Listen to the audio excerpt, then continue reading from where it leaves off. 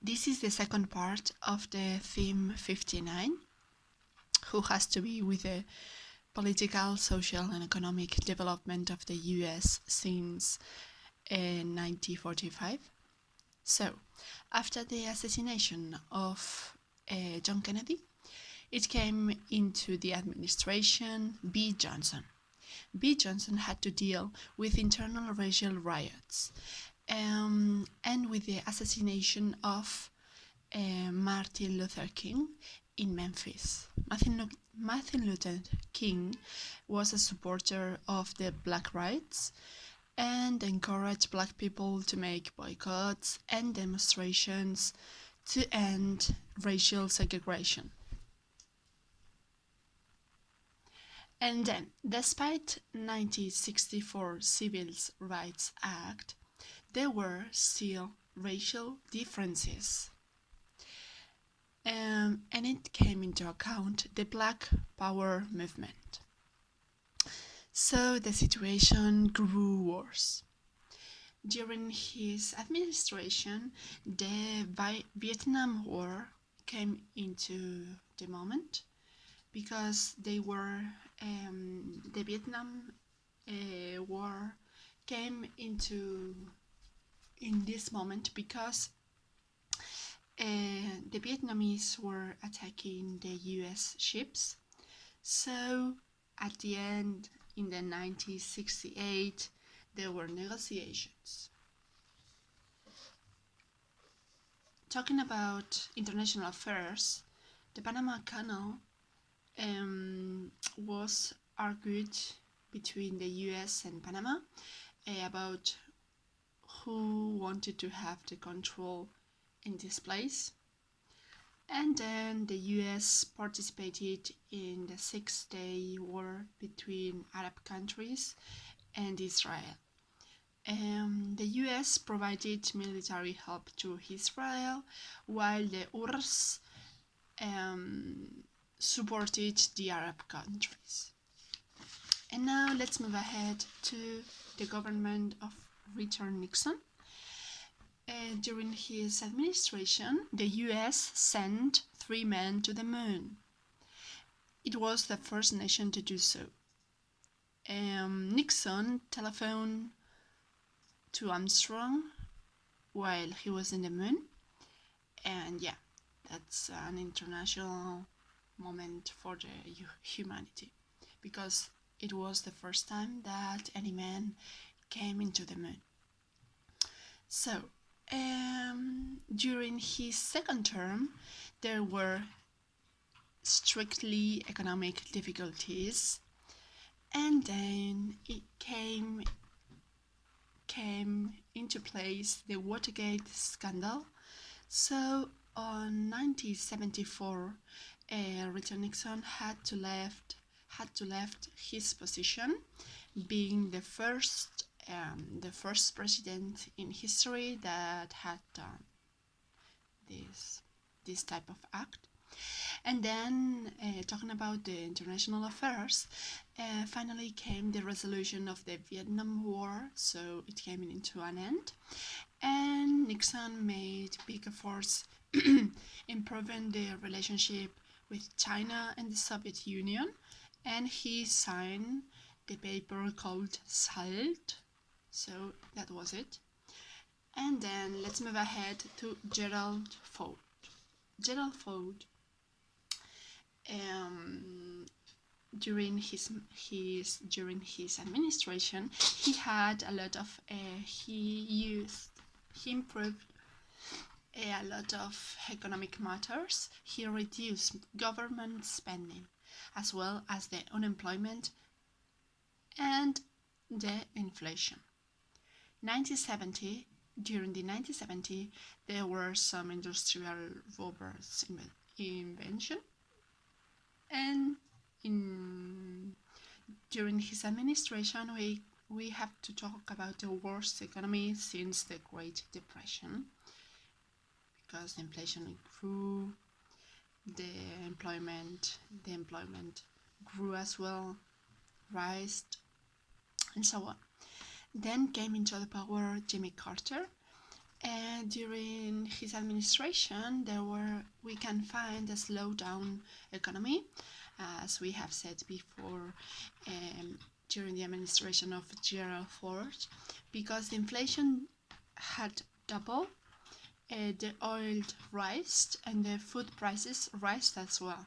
So, talking about international affairs, he signed with China and the Soviet Union the paper called SALT II, and he made Carter's human rights doctrine, and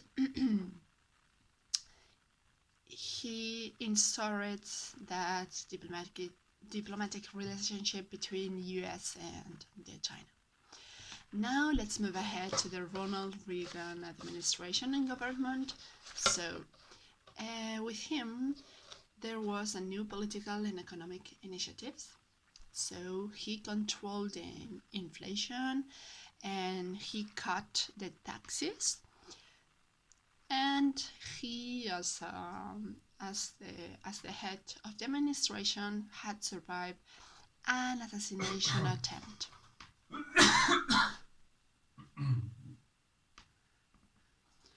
He inculcated the Americans' pride about the US as well as the optimism about the future. And talking about international affairs, there was finally the ending of the Cold War, which lasted at least almost 50 years. And he bombed Libya, and he came into negotiations with Gorbachev, who was the mandatory of the Soviet Union. So it was given a decrease of both countries about nuclear arsenals. Then came into the power George Bush, father. So during his administration, the Berlin Wall fell finally in the 89. Soviet Union was dissolved 2 years later, and he had a special interest in international affairs. So with his administration, there was the Persian Gulf War. So in 1990, in Iraq, Hussein had invaded the neighbor Kuwait. So on the 91, the Allied force launched the first attack against Iraq. Then came into the power Bill Clinton. Bill Clinton presided the longest period of peacetime economic expansion in American history. He managed to reduce the unemployment, and nevertheless he had as well scandal on sexual affairs, and it was called the Levinsky affair. She was his secretary. And now talking about the international relationships and affairs. On the 1995, the US and NATO aircraft attacked the Bosnian Serb targets. So there was a cruise missile strikes between Afghanistan and Sudan in order to stop the genocide of Albanians by Serbians. He authorized a bombing campaign against Yugoslavia. That was during the Bosnian Serb targets. And Milosevic, who was the main president of the Bosnian,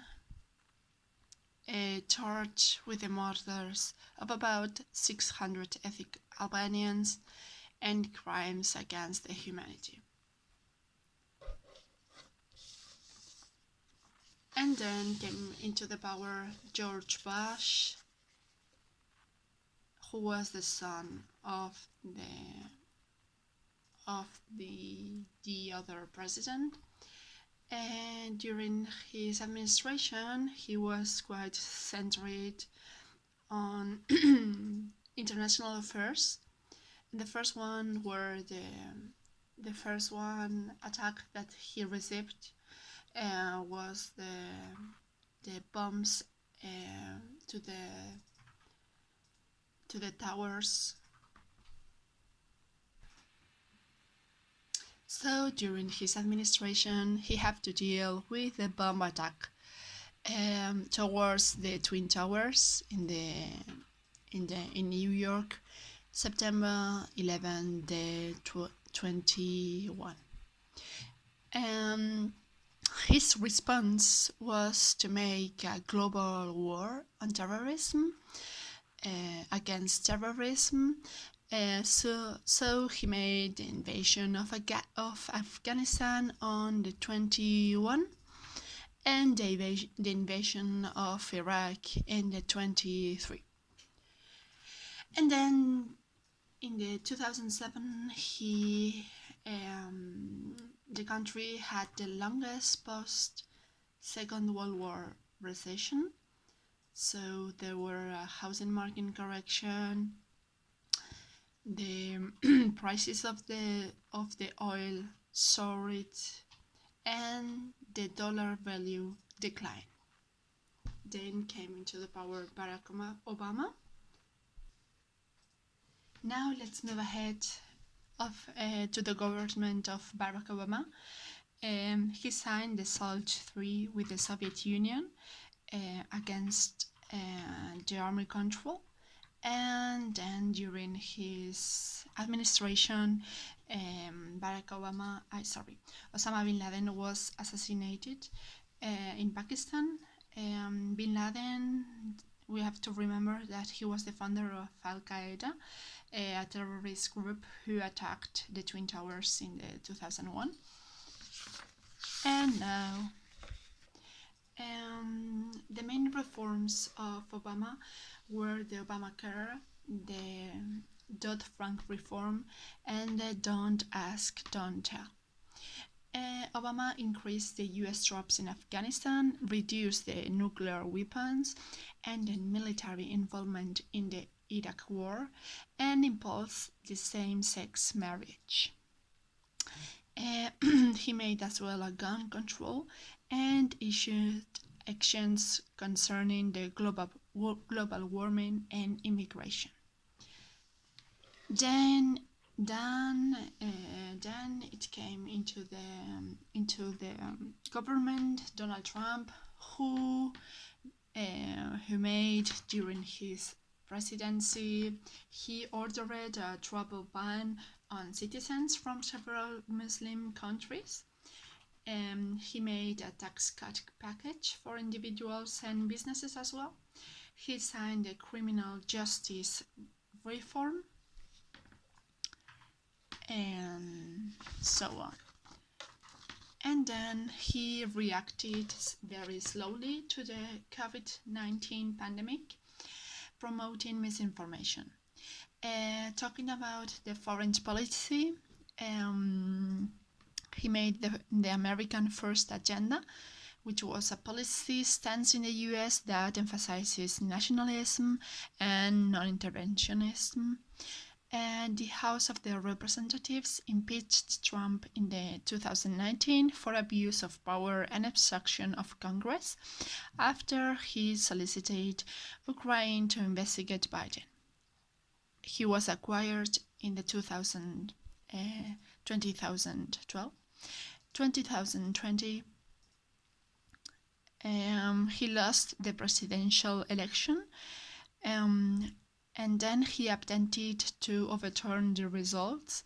His supporters marched on the Capitol, where they broke and made barricades, and he received the second impeachment for incitement on insurrection, and he was acquitted on the 13th of February 2021. And now the currently actual president is Joe Biden, who rejoined the World Health Organization, and he took he's taking measures to combat hunger in the US, and he invested 1.9 trillion economic stimulus in the so-known American Rescue Plan Act for 2021 to the World Health Organization, with the aim to recover from economic and health effects of the COVID-19 pandemic and recession. And now let's go. And now we are talking about which was the current literary panorama.